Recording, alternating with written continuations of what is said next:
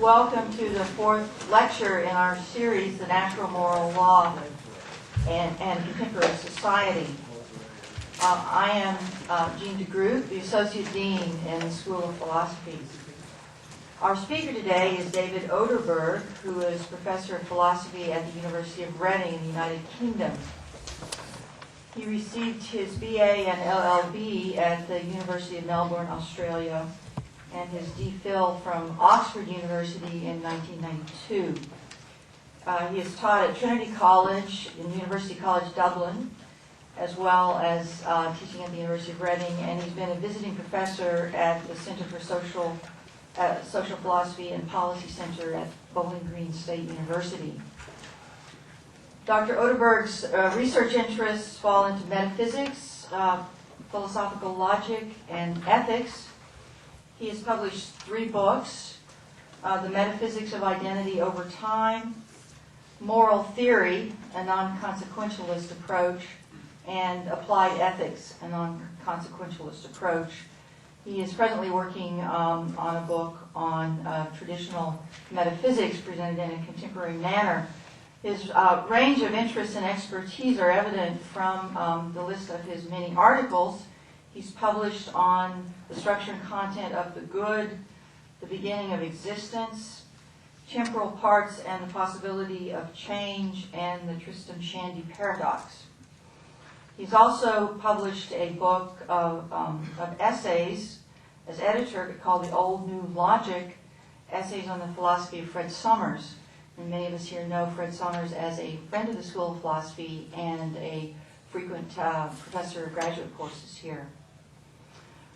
Professor Oderberg's topic today is the metaphysical foundation of natural law, a topic bound to be of interest to us. Please join me in welcoming Professor David Oderberg.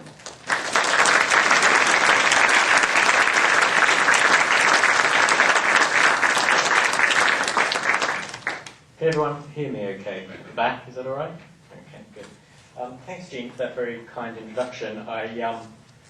I was here last year on a flying visit on the way to a conference in Ohio, and I stopped by to stay with Fred actually in DC, and took a private visit up to CUA to have a look around, and loved the campus and the cathedral and so on, and thought I can't wait to come back, and lo and behold, in my inbox I get this invitation within about 6 months or whatever saying come back. So I had absolutely every motivation to jump on a plane and come back. Having said that, I am still working on UK time, so if I fall asleep in the middle of my own talk, which is something I've been known to do, I'm hoping that one of you will wake me up, and then I'll try and get back into the rhythm of things.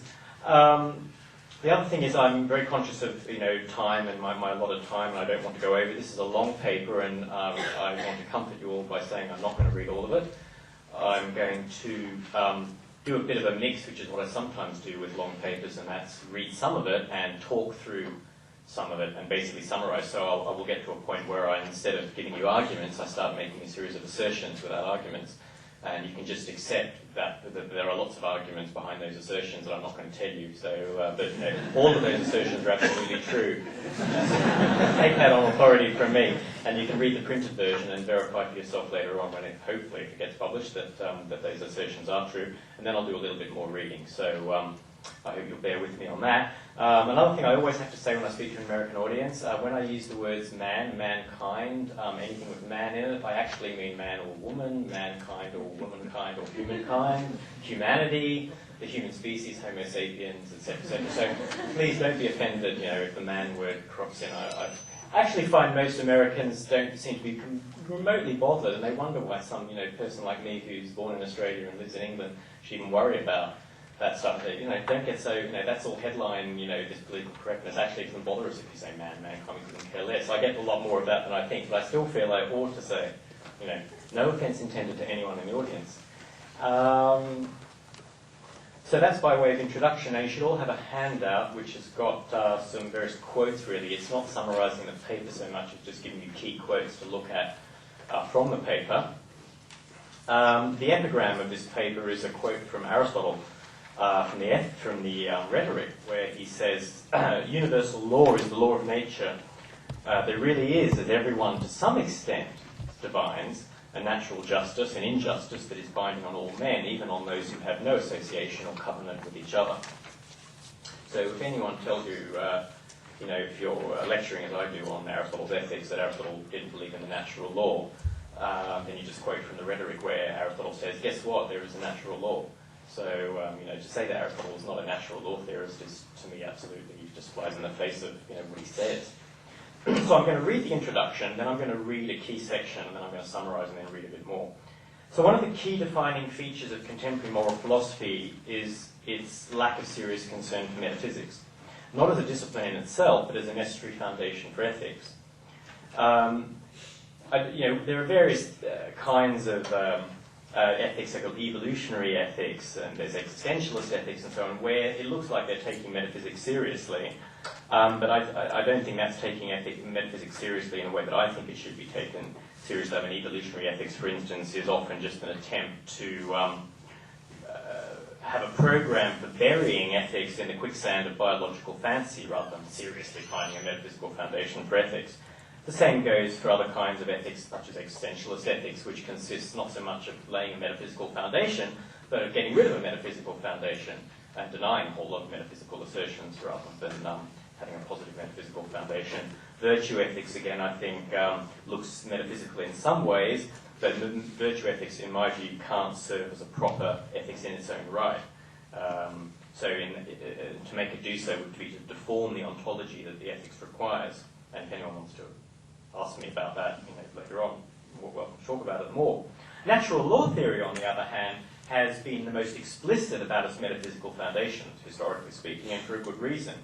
And you might think, well, the reason is it's impossible to know how the world ought to go, how one ought to act, for instance, what makes a state of affairs good or worthwhile, without a prior knowledge of how the world is. So, how could you know whether the ethical standards that you posit are in any way relevant to reality as it is, unless you know how reality is? Well, at the least, knowledge of how the world gives us knowledge or some insight into what the possibilities are. And ethics is concerned with possibilities for action, ways in which an agent may shape the world. So the point is not merely one regarding knowledge of circumstances in a given case, but knowledge of generalities about reality as a whole and humanity in particular. That's what you might think, the relevance of metaphysics for natural law theory, or metaphysics for ethics generally. But I think that's a mistaken rationale, because it takes on the notorious fact-value distinction that has poisoned contemporary moral theory, which natural law theory sets itself so firmly against. Natural law theory does not advocate a kind of inventory taking of the bare facts, including the bare general truths of reality and of humanity, reality in general and humanity in particular, from which the theorist, the ethical theorist, can then read off the set of moral truths. Metaphysics is not enlisted by natural law theory to provide the descriptive premises from which you draw normative conclusions. On the contrary, natural law theory sees normativity as built into the very fabric of reality in the first place. There's no such thing as, and this is to use kind of fashionable terminology, there's no such thing as a value-free catalogue of the facts on which the system of morality rests. Rather, natural law theory finds in the deliverances of metaphysics the very moral order that the theory embraces. And there are very few other theories that take as seriously as natural law does the intimate connection between metaphysics and morality. And I mentioned in the paper, read this paragraph, but Kant, for instance, and Derek Parfit's very heavily metaphysical, contemporary ethical theory and so on. But no one really takes metaphysics as seriously as natural law theory does, or has historically. And we'll see there's a difference between the kind of tradition and so-called contemporary or new natural law theory. Because what's come to be known as the new natural law theory, represented by Germaine Grisset, John Finnis, Joseph Boyle, and their followers, is remarkable for the scarcity of its explicit reliance on metaphysical inquiry. It's not to say that the new natural law theory is not based on at least a partially worked out ontology, only that it displays what I've elsewhere called in another paper an agent-centered approach to natural law, rather than what I call a world-centered approach to natural law. So typical of the Grinners, unfortunately, the Grinners, actually that's what I call the Grinners approach to natural law. I was going to say the Grise-Finnis-Boyle approach, maybe the Grinners approach. Well, I at least Boyle out, but I'm putting it in there somewhere. There's this comment they make in their important 1997 overview, where they say one way to argue for the first principles of practical knowledge is by considering actions and seeking their reasons. We identify this line of argument as the proper method of locating the basic goods to which the principles of practical knowledge direct actions. Whilst not denying the importance of metaphysics, in particular the metaphysics of human nature, the particular cast of the Grise-Finnis-Boyle approach is one in which the theorist begins with practical reasoning, seeking to uncover the ultimate ends that make action intelligible.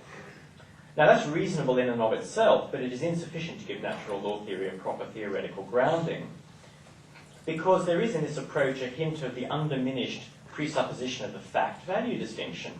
It seems as though Grise-Finnis-Boyle do indeed presuppose the fact-value distinction, for in the same 1997 overview paper, they explicitly assert that their theory departs from classical models by taking full account of the fact that the moral ought cannot be derived from the is of theoretical truth, e.g., the truth of metaphysics or philosophical anthropology.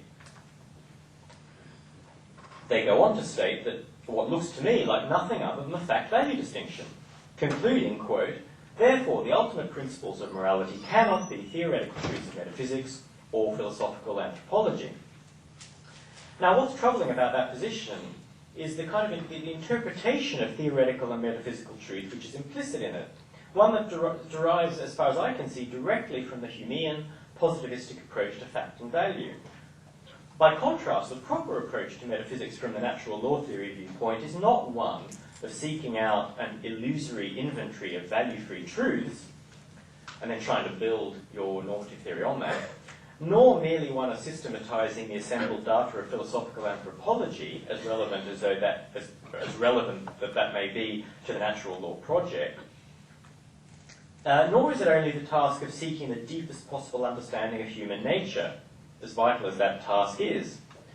Laying the metaphysical foundations of natural law theory requires, as well as all of that, and as the starting point of inquiry, the addressing of basic ontological questions about the nature of reality, the addressing of basic questions about the nature of reality, both non-human and human. Without a foundation of this sort, an ontological foundation, natural law theory risks floating free of its substantive moorings and acquiring an excessively subjective and first-personal methodology. And it's to those questions that I now turn. So the next section, which is a long section, I'll read most of this because in some ways I think it's perhaps the most interesting section of the paper. And this is on cosmic law and order, is what I call the section. Now the name natural law theory does not have law in it for nothing. In the words of Seneca, the world is guided by providence, and there is a guiding hand behind the great work of the universe, which proceeds from the command of eternal law, he says. Now, according to Cicero, quoting Cleanthes, just as someone entering a house would suppose from the orderly arrangement of things that a person was superintending the arrangement and was being obeyed, a fortiori, the vast movements and orderly succession of phenomena, so numerous and mighty, must be governed by some intelligence. And one could multiply quotations. The point is not to make a claim about the overall attitude of the ancients towards the government of the universe, but that there is an idea of law inherent in natural law theory, that the term law is not a mere linguistic superfluity or a rhetorical flourish. Now, St. Thomas Aquinas famously defined law as an ordinance of reason for the common good made by one having charge of the community and promulgated. I'm sure most of you will be familiar with that famous statement. The notions of ordinance and promulgation are central to the natural law concept of cosmic order. An ordinance is described as can be described as an act of commandment or as a thing commanded. And as long as we're careful about the context, we're not likely to have a dangerous ambiguity here. Promulgation is an act of notification or publication of a law for the sake of its subjects. Now, how do these concepts, ordinance and promulgation, with which we're familiar from positive law, and which natural law theory takes as central, how do they apply to what might be called cosmic law or natural law writ large? Natural law theory is based on the idea of cosmic order. Part of this order is, of course, the order of human nature, to which natural law theory appeals. But the order cannot stop there. The main reason for this yoking together of human order and cosmic order is that morality concerns man's interaction with, reaction to, and behaviour towards the world external to human nature. Morality is not only about man's dealings with himself and with others, but his dealings with the extra-human world of objects, events, properties, states, and so on. Actually, in a way, that's not quite accurate. It's more accurate to say that morality is only about man's dealings with himself and others, but that it is impossible to isolate those dealings from the extra-human world of objects, events, and the like. Again, we can say that man deals with himself and others only through the extra-human world. Every duty, every virtue, every right, every permission is in some way, directly or indirectly, partly or wholly, intrinsically or instrumentally, about things, events, states, and processes that are not human. So, for example, without an extra-human world, how could a person exercise temperance or honesty? How could a person practice vices such as lust or avarice? Consider every virtue, and you'll see that the same applies as it does to duties, rights, and other moral notions. Now suppose that there were no cosmic order, right? Suppose that things in the extra-human world moved, behaved, and reacted in ways that could only be described as chaotic or random. Suppose, to take a toy example, that we lived in a world in which the only objects of actual or possible monetary or economic value were metals. Right? Now suppose that gold randomly mutated into copper, silver into granite, iron into coal, coal into nickel, and so on. Suppose that gold nuggets randomly flew in the air, so that every time you tried to pick one up, you could never know, even in principle, whether it would take flight and enter into orbit around Mars. Every time you tried to make a sheet of aluminium, you never knew in principle whether the necessary lump of bauxite would suddenly melt before your very eyes and slide down the nearest storm drain, and so on. In such a world, the actual and possible objects of monetary value would behave utterly randomly or chaotically. What then for the virtues of thrift, generosity, honesty, prudence, and the corresponding vices? How on earth could one even go about learning them, let alone trying to practice them? So now expand the objects of economic value to include paper, pork bellies, oil, and whatever economic object electrons are being used for at the moment. And you can see exactly how the same reasoning applies. If there were no ordered way in which electrons could be harnessed to give rise to derivatives, then there could be no derivatives fraud, and no such thing as a right to be compensated for such an act, or a duty to punish. In short, without order in the behaviour of objects in the extra-human world, there could be no practice of morality, and if there could be no practice of morality, there could be no morality. So far it might be thought that ethicists of all stripes would agree on this. In fact, though the kinds of random macroscopic occurrence described in the simple example I gave are obviously absent from our world, in a deeper sense, much of contemporary moral theory is suffused with at least an implicit belief that the world is fundamentally random or chaotic in its behaviour. Think of existentialist ethics, right? You don't have to be a card-carrying existentialist to have an existentialist ethic. Probably most of my students have existentialist ethics, but probably most of them don't even know what existentialism is because we barely lecture on it. I think of its commitment to the thought that the job of a person is somehow to make sense of or impose order upon a deeply chaotic and inexplicable world. Any subjectivist morality is based on the same attitude. Think of David Hume's claim that our beliefs about intrinsic order and regularity in the universe are at bottom irrational and can only be held by an act of faith. Hume, of course, recognised the existence of natural regularities. His whole theory of causation is based on it. But he did not regard them as intrinsic to, in the sense of a necessary feature of the physical world. But then it might be objected that natural law theory goes too far if it holds to necessary order in the world. For isn't it enough if there is order as a matter of simple brute fact? Right? It doesn't have to be necessary. For natural law theory, it is not enough, because mere brute order is an insufficient ontological support for necessary moral truth. The thought being that morality consists of necessary truths that obtain no matter what the state of the world. If those truths are objectively grounded in the nature of things, the fundamental tenet of natural law theory, then it is simply inconceivable that the nature of things, or to speak more neutrally, the way things go, might be hostage to fortune in the sense of being open to chaotic development. Additionally, the very practice of morality requires necessary order, for otherwise how could an agent make rational plans concerning the fulfillment of his life? If there can be no rational certitude that the cosmos exhibits the stability and predictability inherent in necessary order, in what sense could an agent be rationally guided by that cosmos in his ethical decision-making? Looking at the matter in terms of theoretical economy, however, perhaps the natural law theorist does not need to appeal to necessary order, but simply to some kind of extrinsic guarantee that the cosmos will behave in a regular or ordered fashion, at least so long as there exist rational agents bound by moral law. Now here I have in mind the theological principle that although God could annihilate immortal souls, he's guaranteed not to do so. Maybe the same is true for the universe, that although it's not intrinsically necessarily ordered, it is ordered by a kind of de facto necessity and an extrinsic guarantee that it will not descend into chaos. The more probable opinion, I would argue, is that cosmic order is intrinsically necessary, and that the opponent of natural law theory would be mistaken to turn the argument on its head by asserting that the sort of ethical system mapped out by natural law is illusory because the world really is intrinsically disordered or random or chaotic. I take this to be the default position of natural law theory's opponents, whereas in ancient days, and by ancient days I mean 200 years ago, and for all recorded time before that, it was simply obvious that the cosmos was what its etymology said, namely ordered. We moderns simply cannot take the cosmos to have the order historically attributed to it.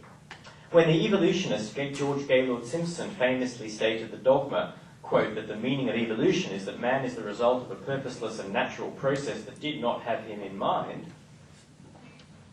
he was thinking primarily of appeals to a divine source of purpose. But the thought is supposed to be reinforced by the idea that random genetic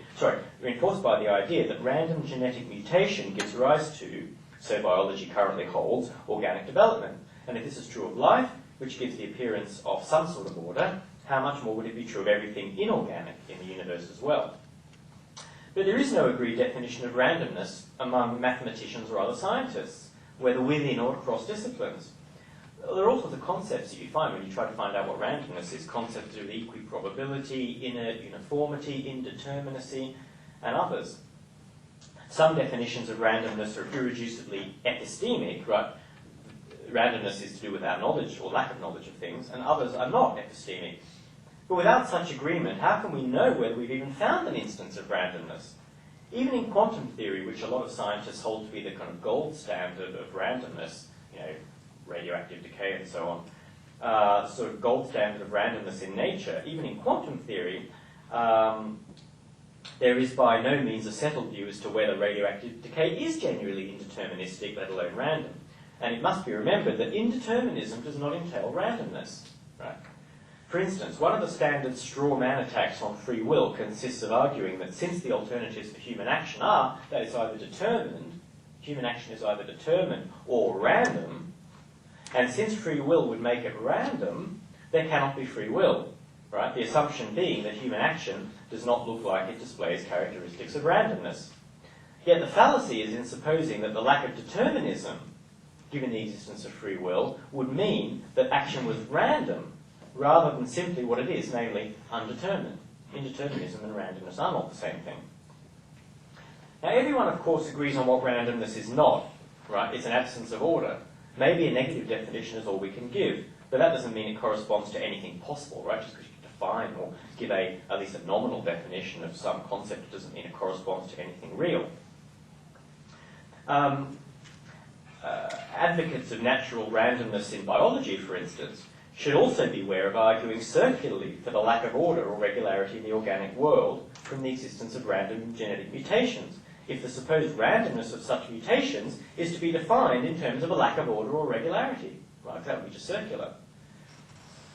My own suspicion is that the concept of randomness is irreducibly epistemic, and so that mutations are called random only insofar as we have no theory of why and under what circumstances they occur. But that gives no comfort to the advocate of real randomness, nor should biologists refrain from trying to impose some sort of theoretical order on the apparent lack of regularity in genetic mutations. Now, if randomness is purely epistemic, right, Randomness is it's to do with what we don't know rather than what is really not out there, what is really absent. If randomness is purely epistemic, then what really exists are only relative grades of order. The very fact that quantum theory is precisely a theory, right, captured in a complex set of equations, seems to me to tell against the very idea that it encompasses real randomness, as opposed to, say, indeterminacy. All of our best theories of the cosmos, from the microscopic to the macroscopic, involve systems of quantitative and qualitative propositions. The very possibility of such systems implies order and regularity. The natural law theorists can admit that there are degrees of order, changes of degree being attributable to such things as diminishing complexity, and the displacement of order at one level by order at another. In the former case, the second law of thermodynamics, according to which the universe will supposedly undergo a heat death, seems to involve a reduction of order to a basic kind of thermal equilibrium or uniformity. In the latter case, consider a person who plays a game of marbles against someone who throws a handful of marbles into the air. Now, in the second case, the order and regularity of movement, which is detectable in the first case, has disappeared when considered from the point of view of human purpose, right? It's no longer a game of marbles, it's just throwing some marbles up into the air. But there remain underlying physical laws that govern the movement of the marbles in a way that is independent of human purpose. So you have grades of order, levels of order. The natural law theorist then should insist at the very least on a metaphysical intrinsic cosmic order, and probably on its necessity as well. He might even say that the tohu vavohu of Genesis 1:2 involves no real disorder, only, as the Septuagint and the Vulgate imply, emptiness and invisibility, a relative lack of arrangement of things into anything remotely resembling the universe after the hexameron. If we look at the macroscopic level now, which is the primary concern of morality, we have overwhelming evidence of a remarkable adaptation of means to ends, paths to wholes, lower functions to higher functions, unity and multiplicity, multiplicity and unity, simplicity and complexity, and vice versa, regularity, system, predictability, quantifiability, qualitative harmony, and of special importance, teleological order, more than sufficient to give the lie to any notion that ours is a haphazard cosmos shot through with chaos. So what does this have to do with the central natural law ideas that I mentioned earlier, of ordinance and promulgation? Well, there are three related arguments for the idea that natural law requires ordinance, and all have in common the thought that order requires an orderer, law requires a lawgiver. In other words, there's a deep conceptual connection between what I've called something's being ordered adjectively and something's being ordered verbally. All the arguments point to the great similarity between natural moral law and natural law broadly conceived. So the first argument assumes that true chaos is impossible, right? So assume that true chaos is impossible. Sorry, try that again. The first argument assumes that true chaos is possible. Right, okay, so now let's assume that we can conceive of true chaos. The question is, how order could have arisen, right, given that? Now it's plausible to think that where there is order, there was once chaos, since the advent of order is at least in large part a temporal process involving the development of certain arrangements of things from prior disordered states. There is, though, an old but true metaphysical axiom which is still mirrored in the jargon of positive law, one of my favourite metaphysical axioms, and it also was one of my favourites when I studied law many years ago, did a law degree in Australia, and it was also one of my favourite legal maxims, nemo dat quod non habet, you cannot give what you haven't got. Now, if order is supposed to have developed from chaos, it must somehow have emerged from chaos, or what I take to amount to the same thing expressed in different words, it must have been self-imposed by a chaotic universe. But here's the key question, how can chaos give rise to order? For it to do so, it would have to contain the internal power or principle enabling it to impose order on itself. In what sense, then, would it be truly pure chaos? It's hard to see how pure chaos could contain any powers at all, let alone the power to impose order, not least on itself as a whole. Chaos cannot give rise to order because chaos lacks the wherewithal to bestow it. Nemo dat quod non habet. The only alternative then is that order is imposed on chaos by an extrinsic principle, which is perfectly in line with our own universal experience, that where order is imposed on putative disorder in the natural world, it is done by an extrinsic thing that has the power of bestowing that order. whether the extrinsic thing be ourselves, e.g. when we make artifacts, we take natural materials and make things out of them, or animals doing the same thing when a bird builds a nest or a spider builds a web, or ordered non-organic entities, such as when, to take a simple example, the presence of a magnet gives ordered location to randomly scattered iron filings. Now, an opponent might reply that cosmic order is brute. It has never emerged from chaos because chaos has never in fact obtained. Well, okay, then the question is, why is there order rather than chaos? Now here, I appeal to a different principle, the principle of sufficient reason, broadly construed. Right now, I know that I'm going to lose philosophers who just don't believe in it even broadly construed. But I've probably lost quite a few philosophers early on who didn't believe Nemo, Dad, Quod non habet, or one of the other principles I subscribe to. But I do believe in the principle of sufficient reason. And if you state the principle of sufficient reason in a very broad way, so if you don't appeal to probability theory, let's say, or to other notions which are specific to order and chaos per se, you still have a serious question involving the principle of sufficient reason, where the principle I'm stating now, the principle as the principle that there is a sufficient reason or adequate necessary objective explanation, right? A sufficient reason or adequate necessary objective explanation for the being of whatever is and for all attributes of any being. And that is taken from, that's not my formulation, it's a formulation which is taken from a scholastic philosopher who taught at, was it John Carroll University in Ohio, is that right? Many years ago. Anyway, that's another story. Now, so that's the principle of sufficient reason stated broadly. Now, order is a kind of being additional to, or better still, superadded to things that would otherwise be in a state of chaos. To put it in different terms, when considering the way things in the cosmos, or the cosmos itself, is disposed, we have to say that being disposed in an orderly fashion is a further fact to things being disposed simpliciter. But on the supposition that order is a brute fact, one that has not emerged from or been bestowed by chaos, nor could it be if the previous part of my argument was correct, then it requires an explanation that derives from a principle extrinsic to the cosmos or any of the things within it. This means that order, considered as a further fact to the disposition of things, order cannot be a brute fact in the sense of not having been imposed by something. It requires a sufficient reason. And if the reason is not internal to the cosmos, it must be external to the cosmos. And so order could not be wholly brute, even if it had always existed. So, to put it in the words of natural law theory, order must have been ordained. The second argument, that's the first argument. Now, the second argument assumes, as I've suggested earlier, the first argument assumed that chaos is possible. The second argument assumes that chaos is impossible, that order is necessary to the cosmos.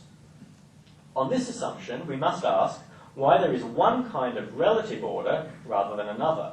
For even within order, there is no mere difference of degree, but difference of kind. There is inanimate matter, there is animate matter, there is sentient matter, and there is rational matter. But any one of the relatively lower kinds of matter, all of which are forms of order, could have existed without any of the relatively higher kinds. Right? But about sentient matter without rational matter. We might not have existed, but there still could have been animals. By reasoning parallel to that just given in respect of order and chaos, there needs to be a sufficient reason for there being a certain kind of relative order. And I can't see how the demand for an extrinsic principle would be any weaker in this case than in the previous case. Higher order cannot be given by lower order. And if there has always been higher order, we need to know why it exists rather than relatively lower order. It is, to put it mildly, somewhat controversial to say so, but I don't actually think that the answer to such a question even awaits further empirical or abstract scientific discovery. I don't think this is something that hinges on, the latest scientific discovery. Rather, the problem seems to me to be a purely logical and ontological one, based on the truth that something cannot bestow what it does not have. It is this which grounds the need for an extrinsic principle that imposes a given level of order, remembering always that what is at issue are kinds of order, right? Not merely degrees of order, because if it was just degrees of order, that wouldn't give rise to the necessity for an extrinsic source. It's different kinds of order, different levels of order, which seems to me to require sufficient reason in terms of an extrinsic source. Now, the third argument concerns the necessity of order again, but this time, not the necessity of order in respect of the cosmos as a whole, but the necessity of particular order within the cosmos, right, within the cosmos. And here I'm referring to the necessity of law itself.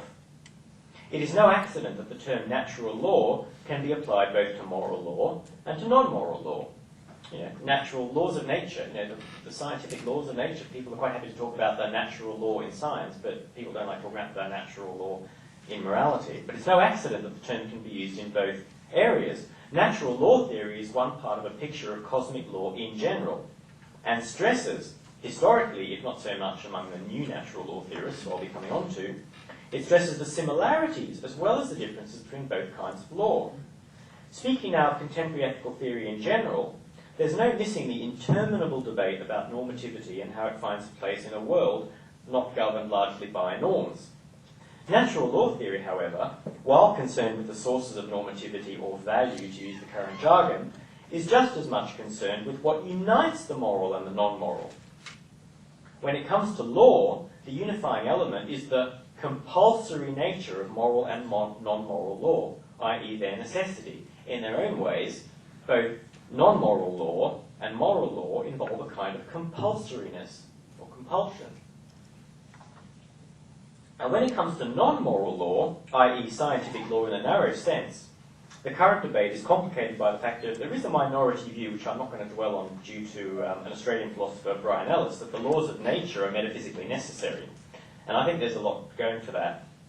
And if it were true, the natural law theorists could accept it as confirming their overall picture without any damage to previous arguments.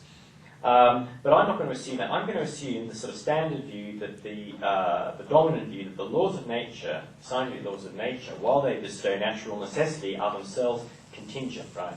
The laws of nature might have been other than they are. Now, the argument, as the by now familiar reasoning goes, is that the necessity of natural law requires an adequate explanation. Why are these laws necessary? Now, the possibilities are that necessity comes from contingency, that it has always been there, or that it's been imposed from outside by a lawgiver. For to say that necessity requires an explanation is to say that lawhood requires an explanation, necessity being of the essence of law. So the question here in this part of the argument is, okay, so the scientific laws of nature, they're not metaphysically necessary. I'll be happy to accept that for the purpose of argument, but they do bestow a causal, somewhat sometimes called a causal necessity, a natural necessity, that, you know, water boils at 100 degrees in certain circumstances, that, you know, objects fall with a certain acceleration when, you know, elevated into the air in certain circumstances, and, you know, all our favourite, you know, pick your favourite scientific law. They have a causal necessity, a scientific necessity, a causal necessity, a natural necessity. Where does it come from? So the options are either it comes from contingency, or it's always been there, or it's been imposed from outside.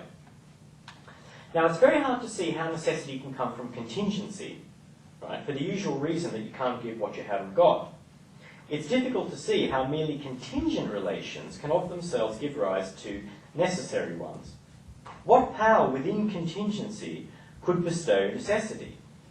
If it is something that already contains necessity, then necessity has not come from mere contingency, right? If it does not already contain necessity, then it can only contain more contingency, because every actual thing is either necessary or contingent. So suppose necessity has always been there instead. Suppose that the laws of nature have not emerged from anywhere, natural necessity hasn't emerged from contingency. Maybe there have been different laws in the past because they're metaphysically contingent, but laws of some kind there have always been. Then we need to know why there is any necessity of natural law rather than mere natural contingency. Why necessity rather than contingency? Because natural necessity is a further fact over and above the mere distribution of things, right? There could have been a cosmos of mere, I'm taking it as a reasonable assumption that there could have been a cosmos of mere regularities, although there is not, right? So I'm assuming that Hume's regularity theory of laws is false. There could have been a cosmos of mere regularities. Again, the explanation for this could only come from outside the cosmos, if there was natural necessity as a further fact over and above mere regularity. Because what could there be within the cosmos to explain the fact that natural necessity has always existed? So we said it can't emerge from contingency.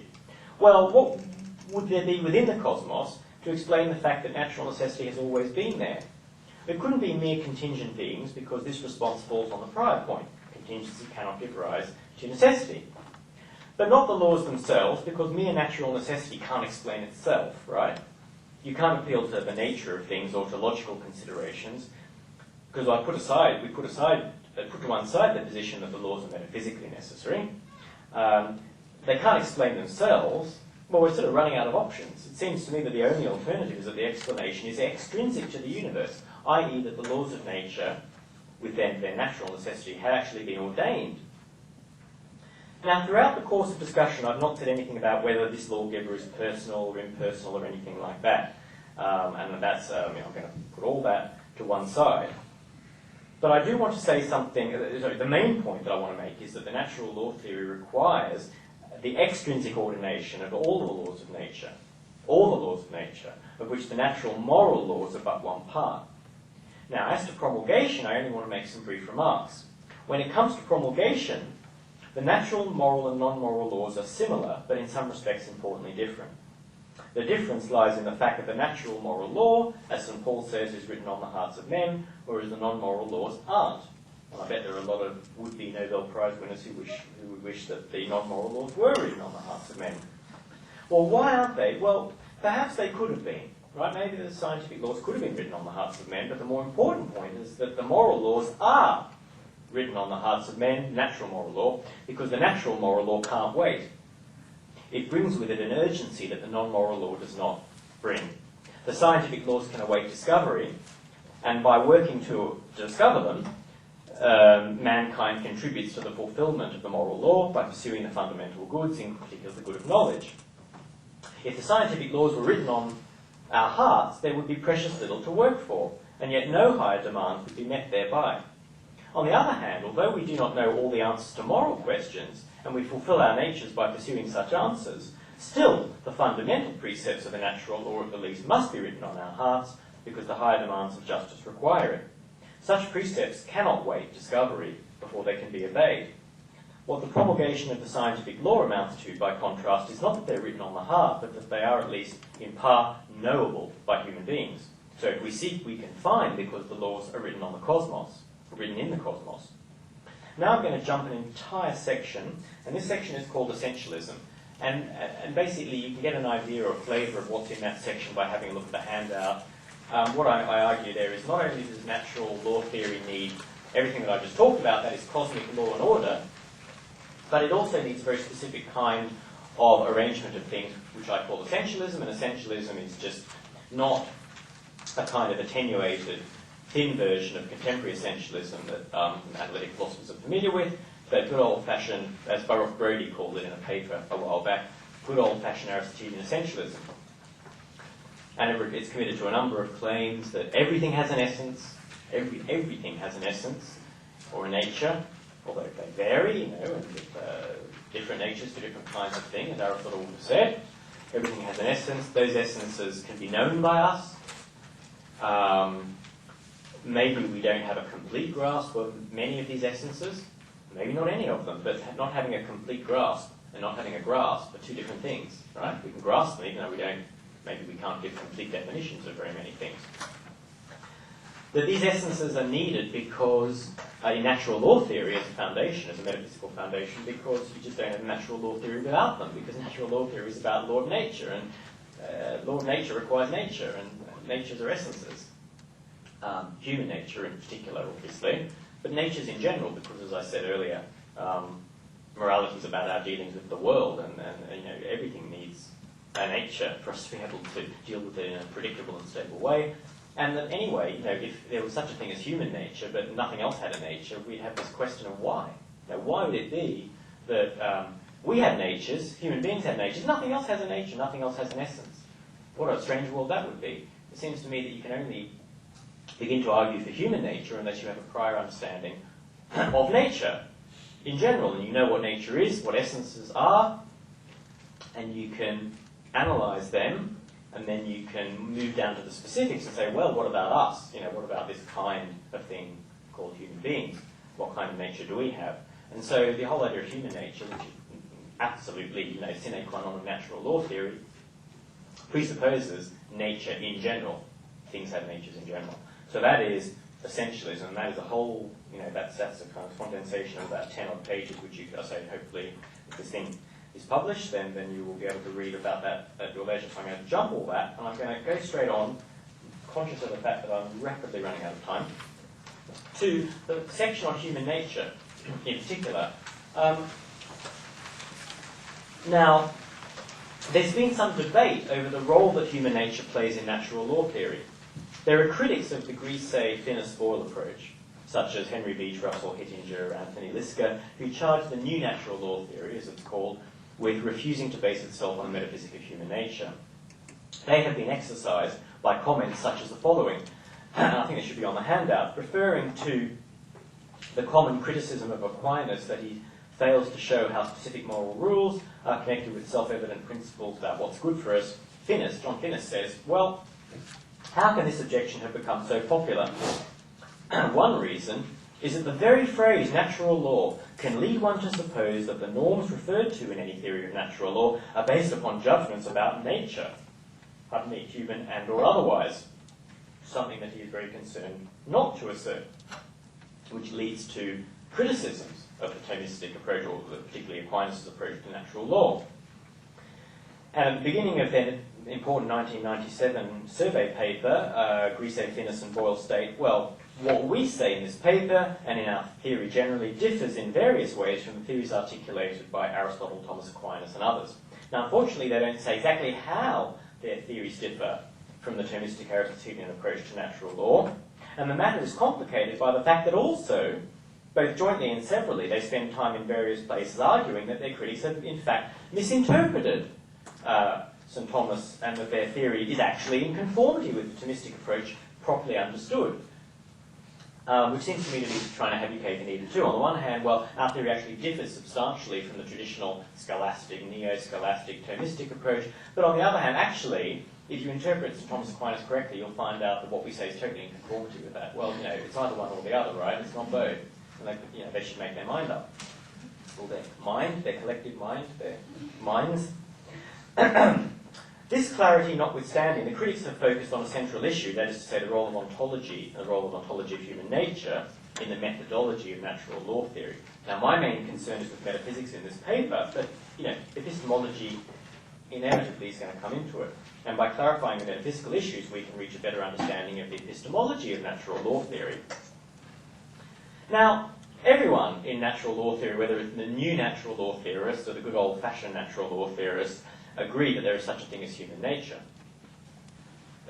Actually, footnote to that, as we'll see, do we all agree that there's such a thing as human nature? Well, that's what I thought until I read a bit, more of what they have to say in the new natural law theory. But let's say, for the moment, we all agree there's such a thing as human nature. The question is, well, what connection do you draw between that and the natural law theory as a system of practical reasoning? Now, Jacques Maritain represents, in some phases represents the tradition, in some phases he doesn't.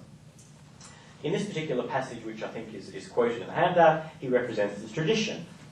I won't read the whole quotation out, but if you have a look at that, he talks about the ontological element in human nature, or the ontological aspect of natural law, an ideal order relating to human actions, depending on human nature or essence, and the unchangeable necessities rooted in it. Totally traditional way of talking. The question is, what do you mean by depend on human nature or essence? Well, in some recent discussion, and I won't quote all the names, I've got a sentence here, I'll just tell you what the sentence says, but even just reading it makes me realise how ridiculous it is. There's a chap called Ju Chua Su Meng, who's I think a Singaporean writing in an online journal, replies to Anthony Liska, who cites a passage from Maritain against Finnis, as well as a similar passage from Yves Simon. Has about 6 philosophers in one sentence there. So don't even bother about those names. Basically, what Ju Chua Su Meng says is that the critics of the new natural law theory have misunderstood what's going on here because depend on is ambiguous. What do you mean by depend on human nature or based on judgments about human nature? Do you mean ontological or epistemological dependence? And Jude Tuus Humeng quotes Robert George, well-known adherent to the new natural law theory. Robert George says, in the epistemological mode of inquiry, our knowledge of human goods is methodologically prior to our speculative knowledge of human nature. The latter knowledge of human nature presupposes the former, our practical knowledge of human goods. It's not, as the neo-scholastics suppose, the other way around. Clear division there. By contrast, in the ontological mode of inquiry, he says, an account of the human goods refers to human nature. Why are these ends fulfilling of human beings? Because human nature is constituted as it is.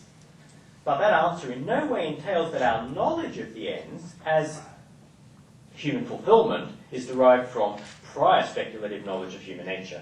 Now, if anyone understands the Grise Finis Boyle approach to natural law theory, apart from them, and better, as well as them, if not maybe even better than them, as Robert George sometimes maybe thinks he does, then surely he's the one, he's the man to tell you what they mean.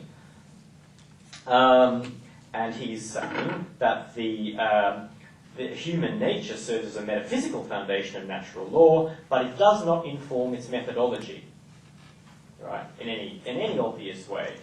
But there's an even darker side to the Grise Finis Boyle position, because in a footnote in Natural Law and Natural Rights, Finis explicitly says that the theory of natural law, quote, turns on the idea, which clearly, the tone of this passage is critical. It turns on the idea that human nature is constituted by a unique set of properties which can be understood and summed up in a definition. And he is explicitly, in this footnote, and if you look at the context, wanting to distance himself from that idea. There is such a thing as human nature which can be defined, basically. If it weren't for those sorts of asides, you could say, well, the new natural law theorists at least agree that there is such a thing as human nature, but I'm not even sure whether they do agree that there is such a thing as human nature. That Finis could even consider the idea that natural law theory doesn't turn on the possibility of such a definition gives one pause for reflection on just what Grise, Finis and Boyle are committed to in natural law theory. And if you want to, for further philosophical context, my section on essentialism in the paper will explain why they ought to be committed to human nature if they have any doubts about it. Now, but let's, okay, so put that slightly spooky aside thing to one side and say, well, let's assume they do believe in human nature. What's the role of human nature? Well, as George explains, that human nature is ontologically prior to the system of morality in natural law theory, but not methodologically or epistemologically prior. This implies that we can have knowledge of the system of morality in natural law before having any speculative knowledge of human nature. Well, how do we get the knowledge? Now, Finis invokes the authority of Aquinas to argue that the way we get that knowledge is by, and again the quote's in the handout, by experiencing one's nature, one's nature, whatever that is, if it can be defined, which he thinks it might, maybe it can't, by experiencing one's nature from the inside in the form of one's inclinations. And here he's referring to some passages from the Summa Theologica, which again I've listed in the handout, where it looks like, now, again, I'm not going to read through all these quotes, actually, there's quite a few passages here which you can look through at your leisure, where he says that if you read St. Thomas correctly, what he is saying is that knowledge of the natural law is knowledge through inclination, knowledge of what, and also knowledge of what is reasonable, and knowledge of what is reasonable through inclination. Not, not as the traditional neo-scholastics would say that you acquire some knowledge of human nature and from that you construct a theory of natural law or derive a theory of natural law. Now, I just think, I don't have time to go into the kind of the exegetical details of this and won't bore you with it. You can look at it when, in the text of the paper itself. I think they've just completely misunderstood St. Thomas Aquinas. I really do. If you look at the Summa Theologica in context, these relevant passages, what Aquinas is saying is exactly what the neo-scholastics have said that he has said for hundreds and hundreds of years, which is that the reasonableness comes in that to understand what human nature is, you have to understand that human nature is rational nature. So the order of reasonableness is given by human nature as rational nature.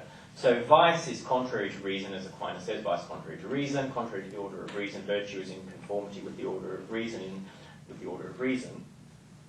But he doesn't mean by that therefore to work out whether something is virtuous or vicious, you have to know what's reasonable. And the way you know what's reasonable is through knowledge of your inclinations, without speculating about human nature, but rather that because human nature is rational nature, and the whole, the order of reasonableness is precisely the order of human nature as rational nature, in order to know whether actions are virtuous or vicious, you have to know whether they conform to rational nature or whether they are in discord with rational nature. And so we know that knowledge is good because it conforms to rational nature and fulfills rational nature. Ignorance is bad because it does not fulfill or is in discord with, does not complete or acts against our rational nature. That's all he means, and that's all anyone in the scholastic tradition ever thought that he meant. And there isn't something else called this knowledge through inclination, which can be derived from the source. So I think there's a serious just a textual and exegetical mistake going on here.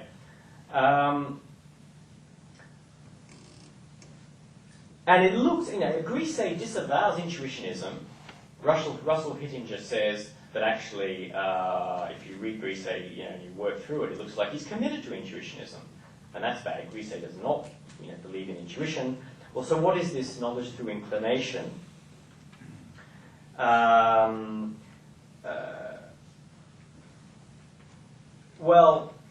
Whatever it is, it's not, it seems to me that it can't be pure knowledge through inclination. Again, I'm wanting to sort of skip a few things here.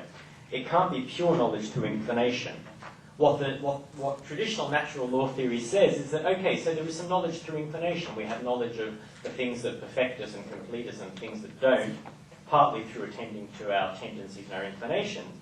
But this is not irreducibly first-personal or subjective. Rather, what we have is knowledge of nature through inclination, not just knowledge through inclination. We have to know something. The object of knowledge through inclination is knowledge of nature through inclination. And I think that's clear from a careful reading of Aquinas, where he says that what is contrary to reason is contrary to nature, etc. He means that virtue and vice are determined by whether actions are in accord or with or contrary to the nature of man as a rational being. It's not that this sort of knowledge of human nature is what Maritain, in his non-traditional mode, calls a matter for ex post facto reconstruction by philosophers. That's not his words, that's my commentary. A matter for ex post facto reconstruction by philosophers contemplating what Maritain calls after-knowledge. After-knowledge, right? You kind of have, it's like aftertaste or something. First you have your knowledge through inclination, and then, if you want to have a little digestif after your main course, you can have a bit of a, sort of amateur speculation on human nature, after knowledge. And that looks, to me to be relegating the knowledge of human nature to what Finnis calls a speculative appendage. Again, it's some sort of anatomical thing. I get these images in my mind, my after knowledge, a speculative appendage, like part of my body that, could be chopped away if I really, really don't want it, or if it's causing me an ontological ache. I can go to my metaphysical doctor and have a speculative appendage excised. And it seems to me that there's complete misunderstanding, again, of what natural law theory is all about. The agent, by gaining knowledge of human nature as rational animality through inclination, grasps what does and does not fulfill human nature, hence what is good and bad, and so a matter for pursuit or avoidance. If you don't have knowledge of nature through, whether it's through inclination, as sometimes is, or through, metaphysical speculation, as moral philosophers typically do, then what you have is inclination floating free methodologically of any substantive information that provides the basis on which true and false inclination can be distinguished. By saying that vice is contrary to human nature, just insofar as it is, as Finnis says, contrary to reasonableness, Aquinas should not be taken to affirm that we first have to know what's reasonable, from which we then conclude that something is contrary to human nature. Rather, what Aquinas means is that to be contrary to human nature just is definitionally to be contrary to the order of reasonableness that characterizes human nature as rational nature. And this sort of inquiry is not, as Finnis and also Maritain in various phases, is not, as they seem to imply, some sort of irreducibly first-personal affair, right? I can't know your inclinations. I can't reflect. I could know a little bit about your inclinations from your behaviour, but I can't reflect on your inclinations in the way that I can reflect on my inclinations, and in the way that Finis recommends that natural law gives us knowledge through reflection on our inclinations, not speculation about other people's inclinations, reflection on my inclinations.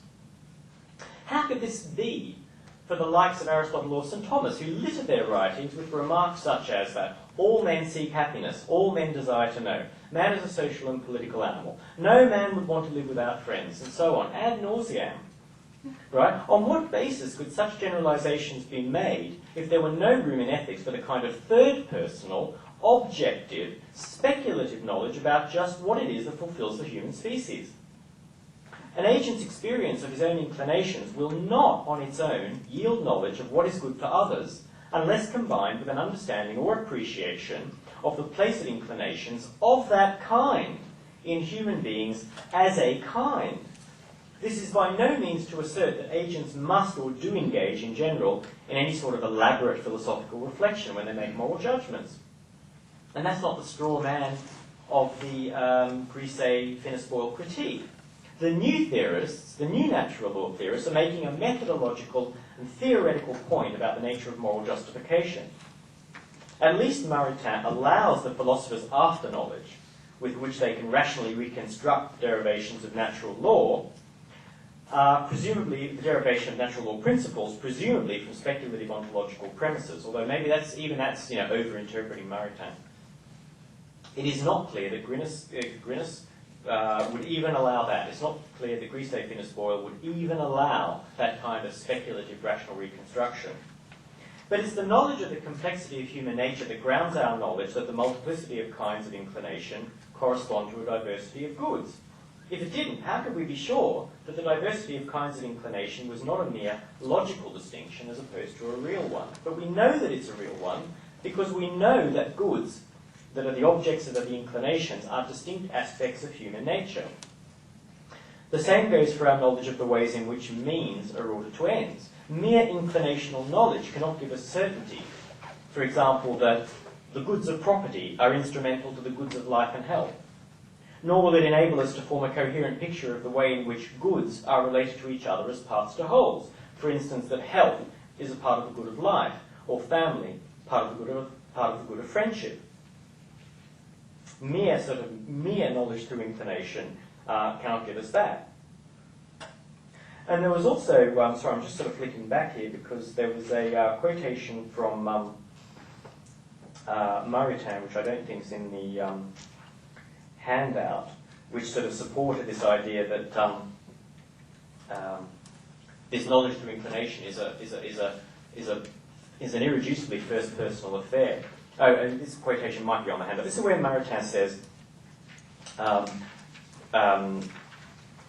first he says, when St. Thomas says that human reason discovers the regulations of a natural law through the guidance of the inclinations of human nature, he means that the very mode or manner in which human reason knows natural law is not rational knowledge, but knowledge through inclination. Notice the contrast, knowledge through inclination versus rational knowledge. So is that supposed to mean that the natural law is not rational? It's not rational knowledge? I don't know, maybe. This kind of knowledge, Maritain goes on to explain, is not clear knowledge through concepts and conceptual judgments.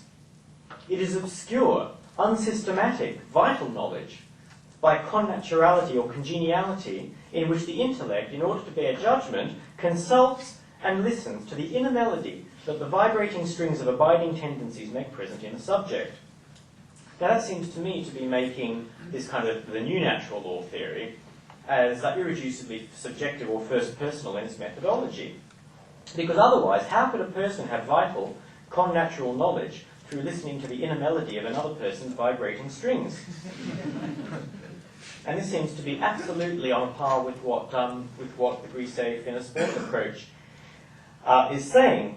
I'm going to skip another bit here, and I apply this kind of reasoning to an example that I've actually cited in one of my ethics, that I've actually discussed in one of my ethics books a while ago about euthanasia. So, which is that I actually, without going into the details again, which you can hopefully read up on, if you don't think of natural law theory as being, having this fundamental ontological ground which is essential to the methodology of the project and the epistemology of the project, then you can't actually argue against people who make certain sorts of claims, specific moral claims, such as that if a person is minimally alive and is not pursuing any goods apart from simply being alive in this so-called persistent vegetative state, for instance, which is actually not vegetative, it's just non-responsive, right, as we all know, not vegetative.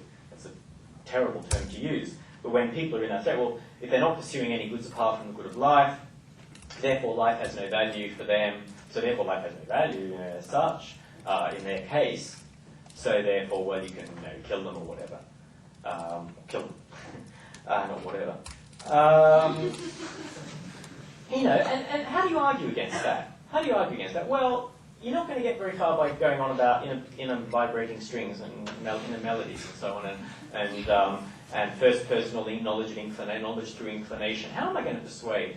Well, how is anyone going to persuade a skeptic or someone who advocates, let's say, euthanasia for a person who's minimally alive, that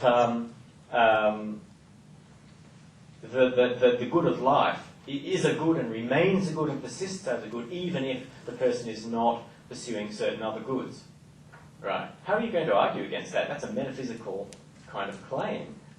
What is the ordering of the goods here that is going to allow you to convince another person that that attitude is wrong, to separate life in that way? Well, I think there is actually a logical fallacy at work there. I think there is when you unpack it, a fairly simple logical fallacy that blocks a person from saying that simply because someone's not pursuing a bunch of other goods, therefore if they're still alive, then that life is therefore not valuable. But that logical fallacy can only be unpacked by thinking in metaphysical terms about the nature of the good and the relation of means to instruments to ends and means to ends and so on, which no amount of speculation, or no amount of reflection on inclination, either mine or yours, is going to achieve, to unpack that logical fallacy. So it's not just that I'm saying, well, this knowledge through inclination is wrong as a methodology, which I think the way they state it is completely wrong, even though I think inclinations are relevant in methodology to some degree, because we're not all moral philosophers, and when we try and work out what's good, sometimes we do it through speculative reflection as philosophers, and if it's just an ordinary person working out what's good, then it'll be very much attending to their inclinations and trying to separate the inclinations which seem to be the abiding ones from the ones that are transient and so on and so forth. But that making a whole methodology out of knowledge through inclination without relating it to a metaphysics of human nature is mistaken. And that this is not just a mere philosophical kind of curiosity or something worth, that's fun to think about, that it has practical implications for debating issues to do with, euthanasia or abortion or embryo research or whatever. So I think the heart of the problem is to treat metaphysics as some sort of speculative appendage, to use Finnis's words, to primary reflection on one's inclinations as a source of moral knowledge. And I'm coming to, I'm getting very close to the end according to the clock. So, let me just finish this paragraph here, and then really wrap up. To treat the metaphysics as a speculative appendage is precisely, the problem is that this attitude ignores the fundamental role of promulgation in the metaphysics of natural law. All natural law theorists agree that the natural law theory is promulgated to humanity, or the natural law is promulgated to humanity. But the traditional view of this, and there is nothing in Aquinas to say the contrary, is not that the lawgiver directly promulgates certain inclinations into the heart of man, which man then happily finds to correspond to the order of things. Rather, the lawgiver promulgates the natural law by making a world with a certain order and containing natures related in certain ways, including the nature of man with his connatural capacity rationally to respond to that order of things.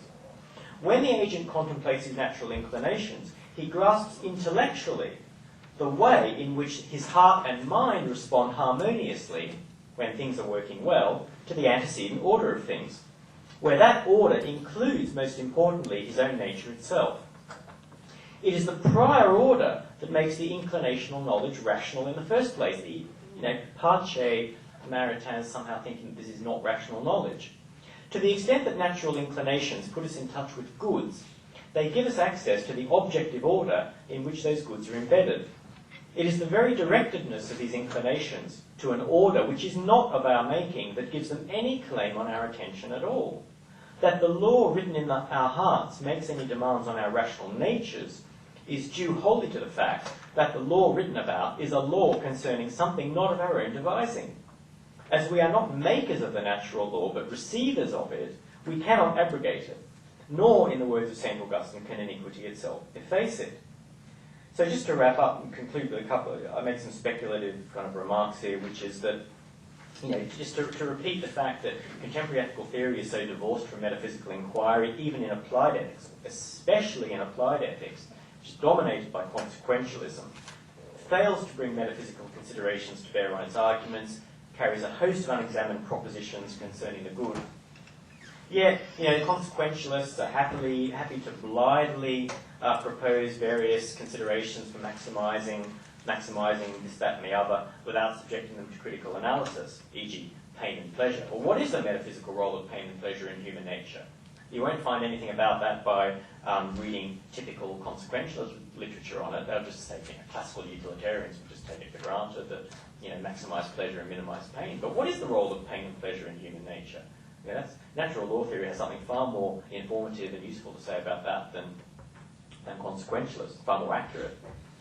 And I think that, as part of the general project, natural law theorists should take a very lively and substantial interest in scientific developments to see how they do give empirical support to natural law theory. And by that I mean the following, that not that natural law theorists, any more than any other philosophers, should just take what scientists are spewing out on any given occasion and just accept that for gospel or something. That is just, it's wrong. Absolutely, it will lead to all sorts of empirical dead ends. Rather, the job of the philosopher, as always, is to take a lively interest in what scientists are saying, but to cast a critical, if not a sceptical, eye on scientific developments, ensuring that they separate the wheat from the chaff by testing all ideas at the tribunal of philosophical knowledge. So, for instance, there is some interesting stuff being done in biology and psychology about human nature, trying to reclaim human nature as a fit subject for biological and generally empirical inquiry, and that's, I think, a good thing on the whole. And natural law theorists, serious natural law theorists, who really care about the metaphysics of human nature as being methodologically, not just objectively, but methodologically required for their moral system, that they should be interested in. What does biology and what does real science, not just kind of New York Times headline science or Scientific American science or the latest fad science, but what's real science telling us about human nature and about human biology, for instance? And also, what is physics telling us? Real physics, not headline-grabbing physics. What is real physics telling us about the cosmos and the real order that is found at the heart of the cosmos? All of this, natural law theorists should be interested in, not as a curiosity, but as fundamental to giving their whole enterprise, factual as well as philosophical support. So the final paragraph, the reconnection of metaphysics and ethics must be at the heart of the natural law project. Not only must natural law theory advance on the applied front, it must also deepen its conceptual foundations and locate itself within broader areas of philosophical concern. And all I've done is outline some of the core areas that need to be addressed as one contribution to a much larger project. So as I say, that's the end of it, and I've skipped huge amounts which I think you can read about at your leisure or not, as the case may be, at a later stage. Thanks very much.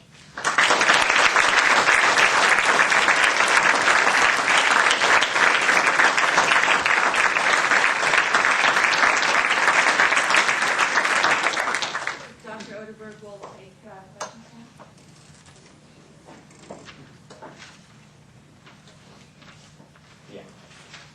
Yeah. I enjoyed your presentation very much. I consider myself very favorably disposed to what seems to be your thesis, but I want to make sure I understand it. And I'd like to start, if you would, in telling me a little bit more about what you call true chaos.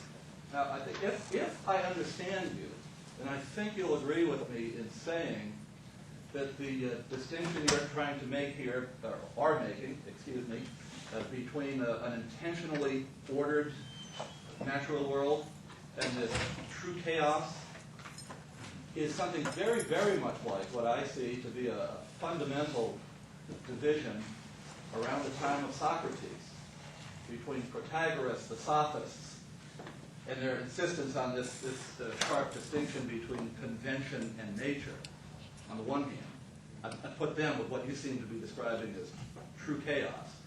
And on the other, the vast era, Socrates, Plato, and Aristotle, and this insistence, this nomos, this convention, isn't merely human.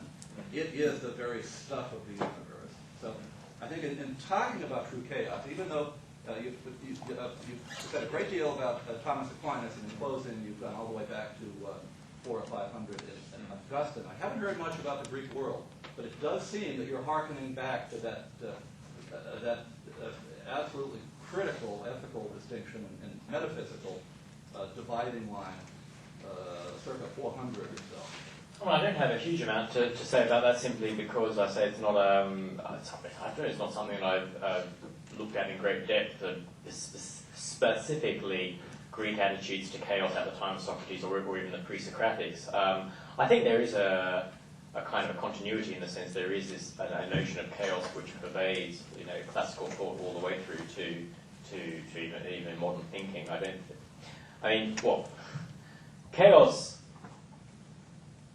I mean, the Greek word even, I think we could be misled a little bit by, maybe to some degree by contemporary understanding, because the Greek word itself doesn't mean what we think we mean by true chaos. It means sort of emptiness and a void. The Greek word chaos means void, emptiness, being unfurnished, being sort of an absence, a darkness. If you look at all the various definitions in the Scott, and so when you get all of this, you don't get